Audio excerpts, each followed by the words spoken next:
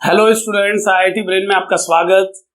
आज हम फिजिक्स में एसएस क्रोटो के प्रॉब्लम 1.85 पर डिस्कस करेंगे।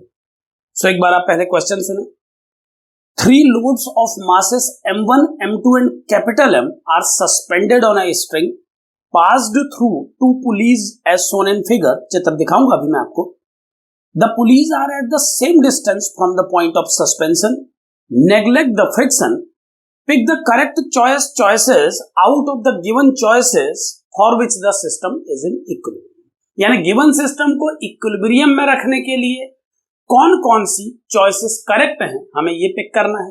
पहले एक बार आप उस डायग्राम को देख लें जो गिवन है इस प्रॉब्लम में। कुछ इस तरह से एक फिक्स्ड रूफ दिया गया है और इक्वल डिस्टेंस पे 2 पुली कुछ ऐसे दिखाई गई है। इस रूप से इन पुली की डिस्टेंस सेम है। कुछ ऐसे मैं इन्हें बना रहा हूं, आप ध्यान दें।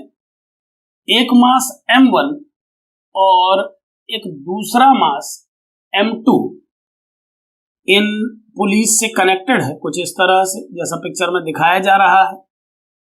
और इस स्ट्रिंग के सेकंड टर्मिनल और इस स्ट्रिंग के सेकंड टर्मिनल को आपस में ज्वाइन करा के इस जंक्शन पे एक तीसरे मास को अटैच किया गया है।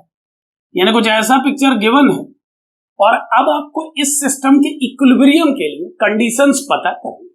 ध्यान दें कि इस क्वेश्चन को एक बार पहले भी हम सॉल्व कर चुके हैं अपनी पिछली क्लिप में। ट्रायंगल लॉ का यूज करके उस क्लिप में हमने इस प्रॉब्लम को सॉल्व किया था और सही चॉइसेस पिक की थी। आज हम ट्रिगोनोमेट्रिक मेथड से फोर्स के कंपोनेंट बना के इस क्वेश्चन को एक बार फिर करने की कोशिश करेंगे। ध्यान दें, मान लीजिए वर्टिकल लाइन से इन दोनों स्ट्रिंग्स के एंगल अल्फा और बीटा हैं। ये बात बिल्कुल क्लियर है कि ये एंगल डिफरेंट होंगे क्योंकि मासेस डिफरेंट हैं। m1 m2 के सिमिलर होने की कंडीशन में अल्फा और बीटा बराबर हो पाएंगे सिमेट्री के कारण। अब ध्यान दें, सिस्टम इक्विलिब्रियम में बताया गया है, तो क्लियरली सिस्टम के इक्विलिब्रियम में होने के लिए इस ब्लॉक का अगर फ्री बॉडी डायग्राम बनाया जाए तो इसमें लगने वाले 2 फोर्सेस का नेट रिजल्टेंट 0 आना चाहिए।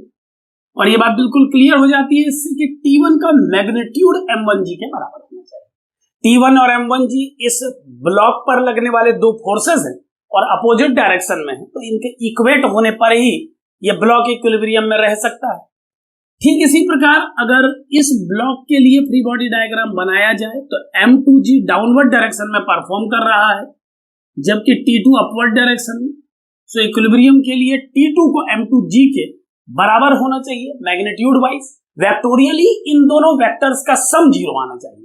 यहां पर आप ध्यान दें कि अगर वेक्टोरियली हम इसे प्रेजेंट करेंगे तो T1 vector plus m1g vector का नेट सम 0 वेक्टर लिखेंगे और इसी को मैग्नीट्यूड वाइज जब प्रेजेंट करेंगे तो T1 का मैग्नीट्यूड m1g के मैग्नीट्यूड के बराबर हो, कुछ इस तरह से लिखेंगे। ठीक ऐसे ही इस ब्लॉक के लिए भी लिखा जा सकता है। आप समझते हैं कि T1 को T2 और m1 को m2 से चेंज करके इसके लिए भी एक्सप्रेशन लिखे जा सकते हैं। अब ध्यान दें, इस स्ट्रिंग का एक टर्मिनल इस ब्लॉक से और दूसरा इस पॉइंट पर बंधा हुआ है, तो क्लियरली इनएक्सटेंसिबल और आइडियल होने के केस में, और ये गिवन है कि फ्रिक्शन को किसी भी सरफेस पर नेग्लेक्ट किया जाए, तो ये सभी कंडीशन मानते हुए जितना टेंशन इस ब्लॉक पर डेवलप करेगी ये स्ट्रिंग, उतना ही टेंशन इस अपवर्ड डायरेक्शन में इस जंक्शन के लिए भी बनाया जाना चाहिए। ये बात हम याद रखेंगे कि इस पॉइंट पर लगने वाला टेंशन T1 मैग्नीट्यूड में m1g के बराबर होगा। ठीक इसी प्रकार इस T2 टेंशन को इस पॉइंट पर इस डायरेक्शन में दिखाया जा सकता है। अब ध्यान दें, T1 कुछ इस तरह से और T2 को कुछ इस तरह से शो किया जा सकता है। और यह बात बिल्कुल क्लियर है कि मैग्नीट्यूड वाइज T1 m1g के इक्वल है जबकि T2 का वैल्यू m2g के इक्वल है। अब इस पॉइंट के इक्विलिब्रियम में रहने के लिए क्या कंडीशन बनेंगी उस पर हम डिस्कस करेंगे। एक बात यहां पर ध्यान दें कि इस ब्लॉक को भी इक्विलिब्रियम में रखा जाना चाहिए और बिल्कुल क्लियर है कि इस ब्लॉक को इक्विलिब्रियम में रखने के लिए हमें इस पॉइंट को भी स्टैटिक बनाना होगा।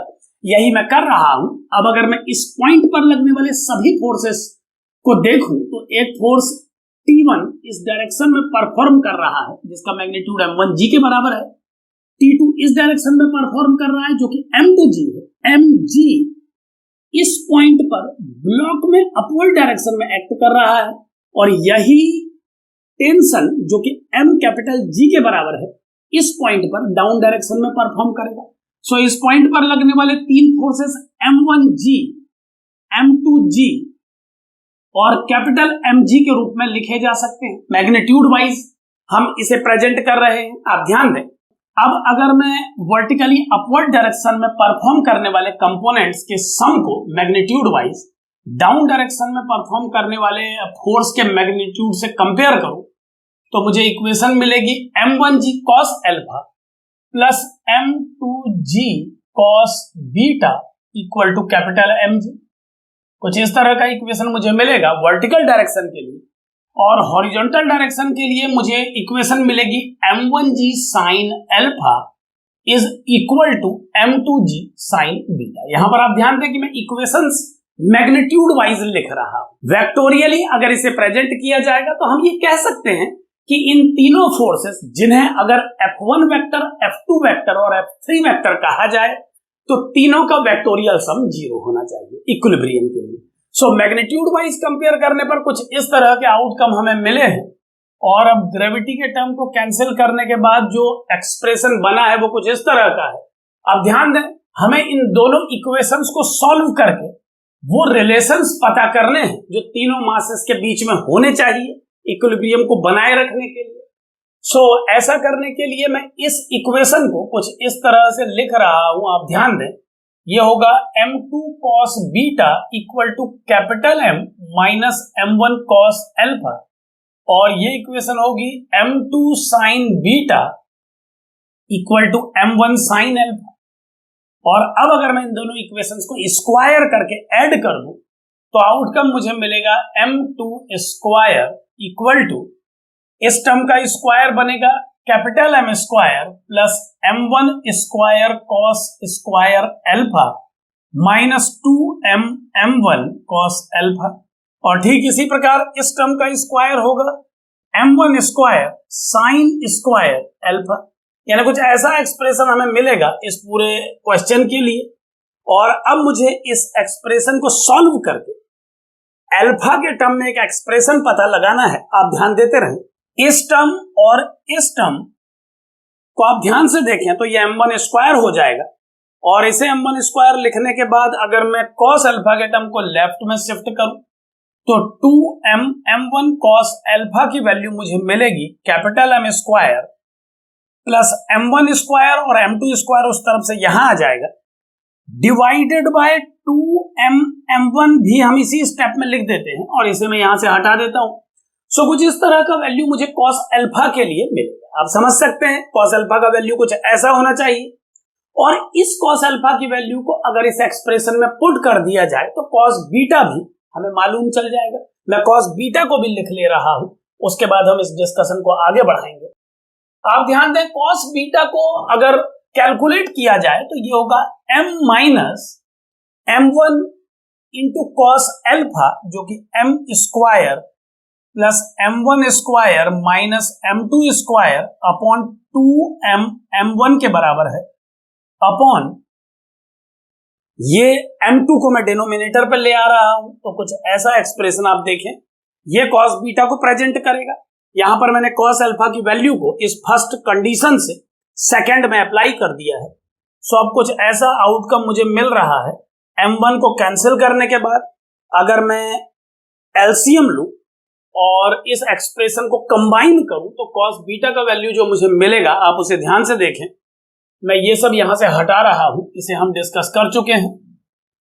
सो cos बीटा का वैल्यू मुझे मिलेगा cos beta equal to 2m square, ध्यान से देखते रहें, माइनस m स्क्वायर, सो मैं इसे m स्क्वायर लिख दे रहा हूं। आप नजर रखें 2m m से मल्टीप्लाई होकर 2m स्क्वायर बनेगा, और m स्क्वायर को माइनस करके ये m स्क्वायर होगा, माइनस माइनस प्लस हो जाएगा। सो इस एक्सप्रेशन में m2 स्क्वायर पहले आएगा, माइनस m1 स्क्वायर इसके बाद, और डिवाइडेड बाय m2, और अब साथ में 2m भी आएगा डिनोमिनेटर पर, सो ये होगा 2m m। यहां पर ध्यान दें कि कॉस अल्फा के एक्सप्रेशन को देख करके डायरेक्टली भी कॉस बीटा को लिखा जा सकता था। आप यहां पर समझ सकते हैं कि जैसा एक्सप्रेशन अल्फा के लिए m1 के टर्म्स में बनेगा वैसा ही एक्सप्रेशन बीटा के लिए m2 के टर्म में बनेगा। सो कॉस बीटा के एक्सप्रेशन को लिखने के लिए बस हमें m1 m2 को एक्सचेंज करना था, यानी अगर इस एक्सप्रेशन में m1 को m2 और m2 को m1 रख दिया जाए हर जगह पे तो ये बन जाएगा m square plus m2 square minus m1 square upon 2m m2, और यही कॉस बीटा की वैल्यू हमें मिली है जब हमने प्रॉपरली सॉल्व किया। सो सॉल्व कर दिया गया है ताकि किसी प्रकार का डाउट ना रहे, लेकिन इस तरह के सिमेट्रिकल केस में एक एक्सप्रेशन की हेल्प से दूसरे एक्सप्रेशन का पता चल जाता है। अब ध्यान दें, कॉस अल्फा कॉस बीटा दोनों हमें मालूम चल चुके हैं। अब हमें वो रिलेशन पता करने हैं जो तीनों मासेस में होने चाहिए इस सिस्टम के इक्विलिब्रियम में रहने के लिए। तो सिंपली हम जानते हैं ट्रिगोनोमेट्री से कि कॉस अल्फा का वैल्यू -1 से +1 के बीच में लाई करता है। अब ध्यान दें, क्योंकि इस फिजिक्स की प्रॉब्लम में अल्फा और बीटा इन एंगल्स को शो कर रहे हैं, तो आप समझ सकते हैं कि इस केस में अल्फा का वैल्यू 0 से 90 ही रह सकता है। 90 से 180 के लिए ये जो पिक्चर है ये फिजिबल नहीं है। सो अगर अल्फा और बीटा का वैल्यू 0 से 90 के बीच में लाई करेगा इस कंडीशन के लिए, तो उस केस में कॉस अल्फा को 0 से 1 के बीच में लाई करना चाहिए। सो अगर मैं कॉस अल्फा की वैल्यू को 0 और 1 के बीच में एग्जिस्ट करवाऊं तो क्या कंडीशंस मुझे मिलेंगी, एक बार आप ध्यान दें। कॉस अल्फा जो कि m square plus m1 square minus m2 square upon 2m m1 से दिया जा रहा है, अगर ये 0 और 1 के बीच में लाई करे, यहां पर फिर ध्यान दें कि कॉस अल्फा -1 से +1 के बीच में एग्जिस्ट करता है, लेकिन इस फिजिक्स की प्रॉब्लम में अल्फा बीटा का वैल्यू ऑब्ट्यूस नहीं हो पाएगा। सो एक्यूट एंगल के केस में हम कॉस अल्फा की वैल्यू को 0 और 1 के बीच में कंसीडर कर रहे हैं। एक बात और ध्यान दें कि किसी भी कंडीशन में ये 0 के इक्वल नहीं होगा और ना ही ये 90 के इक्वल होगा। सो उन कंडीशंस को भी इस एक्सप्रेशन में शामिल नहीं किया जा रहा है। आप समझ सकते हैं कि 90 डिग्री की कंडीशन में जब दोनों स्प्रिंग हॉरिजॉन्टल हो जाएंगी तो इस mg के इक्विवेलेंट फोर्स को बैलेंस करने के लिए कोई भी फोर्स अपवर्ड डायरेक्शन में नहीं होगा। और ठीक इसी प्रकार ऐसी सिचुएशन भी इन दोनों पुली के सेपरेशन के केस में नहीं लाई जा सकती जिसमें अल्फा बीटा एग्जैक्टली 0 हो जाए। सो 0 से 1 के बीच में कॉस अल्फा को कंसिडर किया जा रहा है, लेकिन 0 और 1 के इक्वल नहीं माना जा रहा है, इस बात पर भी ध्यान दें। ठीक इसी प्रकार कॉस बीटा जो कि कॉस अल्फा की तरह ही 0 से 1 के बीच में लाई करेगा, उसे भी मैं 0 और 1 के बीच में कंडीशन दे रहा हूं। कुछ इस तरह का एक्सप्रेशन बनेगा कॉस बीटा के लिए और ऐसा कॉस अल्फा के लिए। और अब अगर मैं इस डिनोमिनेटर टर्म को शिफ्ट करूं लेफ्ट और राइट में, यहां पर ध्यान दें कि किसी इनइक्वलिटी में डिनोमिनेटर को लेफ्ट और राइट में शिफ्ट केवल इस शर्त पर किया जा सकता है कि वो टर्म पॉजिटिव। हम जानते हैं कि मासेस नेगेटिव नहीं होंगे और मल्टीपल फैक्टर के रूप में 2 को लिया जा रहा है, तो इस टर्म का पॉजिटिव होना कंफर्म है। क्योंकि ये पॉजिटिव है हम जानते हैं, सो मैं इसे लेफ्ट और राइट में शिफ्ट कर सकता हूं। ऐसा करने पर मुझे एक्सप्रेशन मिलेगा 0 से ग्रेटर है m square plus m1 square minus m2 square और इससे ग्रेटर है 2m m1।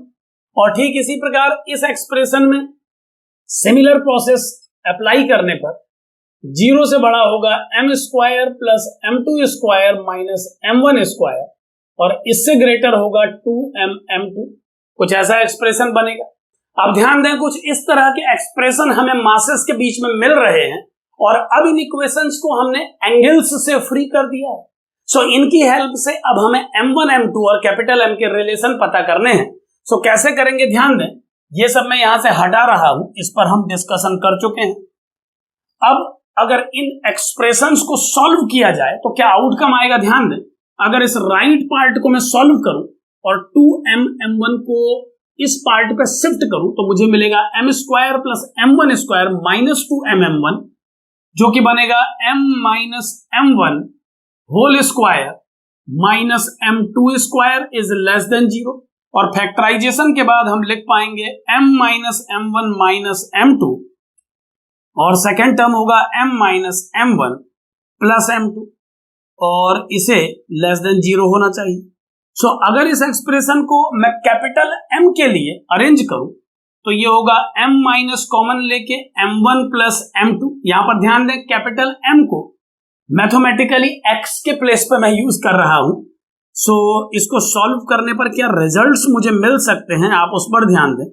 कुछ ऐसा आउटकम मुझे मिला है और हम देख पा रहे हैं कि दो फैक्टर्स का प्रोडक्ट लेस देन 0 है, तो क्लियरली हमें इस कंडीशन को वेवी कर्व मेथड से सॉल्व करना होगा। दो रूट्स जो हमें दिखाई दे रहे हैं उसमें एक है m1 प्लस m2 और एक m1 माइनस m2। यहां पर ध्यान दें रूट्स बोला जा रहा है कैपिटल M के रिस्पेक्ट में।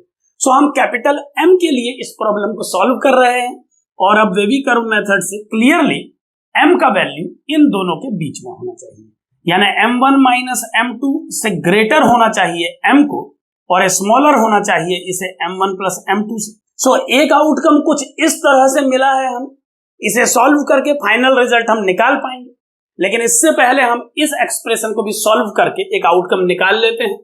सिमिलर एक्सप्रेशन है तो मैं डायरेक्ट लिखूंगा, आप ध्यान दें जैसा मैंने इस एक्सप्रेशन में किया है राइट पार्ट को लेके लेफ्ट पार्ट को यूज करने से किसी प्रकार का आउटकम नहीं आना है। उससे केवल ये पता लग रहा है कि m1 और m2 के बीच में एक पाइथागोरियन रिलेशन बन रहा है, लेकिन वो पाइथागोरस थ्योरम के अकॉर्डिंगली नहीं है। अगर m square plus m1 square m2 square के बराबर होता या किन्हीं भी दो टर्म के स्क्वायर का सम तीसरे के बराबर होता तो वो 90 डिग्री केस को जस्टिफाई करता, लेकिन ऐसा नहीं हो रहा है। तो इससे ये पता लगता है कि राइट एंगल कंडीशन को अप्लाई करने की रिक्वायरमेंट नहीं है। यही वजह है कि हम लेफ्ट पार्ट पर ध्यान नहीं दे रहे हैं और वैसे भी जिस तरह के रिलेशन पूछे गए हैं वो हमें राइट पार्ट के एक्सप्रेशन को सॉल्व करके ही मिल पा रहे हैं। अब इस पार्ट में भी अगर मैं यही कंसेप्ट लगाऊं तो मैं इसे लिख पाऊंगा m minus m2 whole square minus m1 square is less than 0। आप देख पा रहे हैं मैंने इसी के जैसा एक्सप्रेशन m1 m2 को एक्सचेंज करके लिख दिया है। इसी प्रकार से ये टर्म भी लिखे जाएंगे, आप समझ सकते हैं, और इन टर्म्स को भी इसी तरह से लिखा जाएगा। यानी फाइनल आउटकम में मैं डायरेक्ट m1 m2 को चेंज कर रहा हूं। डायरेक्ट रिजल्ट सुने आप, m2 माइनस m1 से बड़ा होना चाहिए m को और उससे बड़ा होना चाहिए m1 प्लस m2 को। एक बार फिर ध्यान दें मैंने बीच के स्टेप छोड़ दिए हैं, लेकिन आप समझ सकते हैं कि जैसा इस लेफ्ट एक्सप्रेशन को सॉल्व करते वक्त मैंने किया है, अगर मैं वही प्रोसेस दोहराऊं तो बस m1 m2 के एक्सचेंज को ही हम देख पाएंगे और कोई चेंज नहीं आएगा। अब ये दो आउटकम जो हमें मिले हैं इससे क्या क्या आउटकम हमें मिल पाएंगे फाइनली हम उस पर बात करेंगे। ये मैं हटा रहा हूं, इस पर हमारा डिस्कशन हो चुका है। अब बस हमें इन दोनों लास्ट रिजल्ट्स को सॉल्व करके फाइनल रिजल्ट्स निकालने हैं। इस पार्ट को अगर मैं सॉल्व करूं तो आउटकम होगा m1 is less then m plus m2। यानी कुछ इस तरह का आउटकम मुझे मिलेगा जब मैं इस पहले पार्ट को सॉल्व करूंगा। m और m2 का सम m1 से बड़ा आएगा इस लेफ्ट पार्ट से, और अगर मैं राइट पार्ट को ध्यान से देखूं तो वो एक बना बनाया एक्सप्रेशन है जिसमें m को m1 प्लस m2 के सम से छोटा बताया जा रहा है। इस टर्म को सॉल्व करने पर मुझे मिलेगा m2 is less then m plus m1 और ये फाइनल एक्सप्रेशन हमें यही रिजल्ट देगा जो हम पहले लिख चुके हैं। तो कुल मिला के इस कंडीशन को रिजॉल्व करने पर ये तीन आउटकम हमें मिले। अब अगर ऑप्शन से इन्हें मिलाऊं तो पहला ऑप्शन लिखा है m1 प्लस m2 का सम m से छोटा होगा, जो कि इसके ठीक अपोजिट है, तो गलत होना चाहिए। सेकंड में m1 प्लस m को m2 से बड़ा बताया गया है जो कि इससे मैच कर रहा है। थर्ड में m2 प्लस m को m1 से बड़ा बताया गया है जो कि ये है, और लास्ट एक्सप्रेशन में m1 माइनस m2 को m से छोटा बताया गया है। So clearly m1 minus m2 m से छोटा होगा, वो भी इसी एक्सप्रेशन से पता लगाया जा सकता है। So second third fourth choices सही होनी चाहिए जो कि इन कंडीशंस के अकॉर्डिंगली बनी। सो इस तरह से ट्रिगोनोमेट्री और कंपोनेंट ऑफ फोर्सेस के यूज से भी इस प्रॉब्लम को सॉल्व किया जा सकता है। Thank you.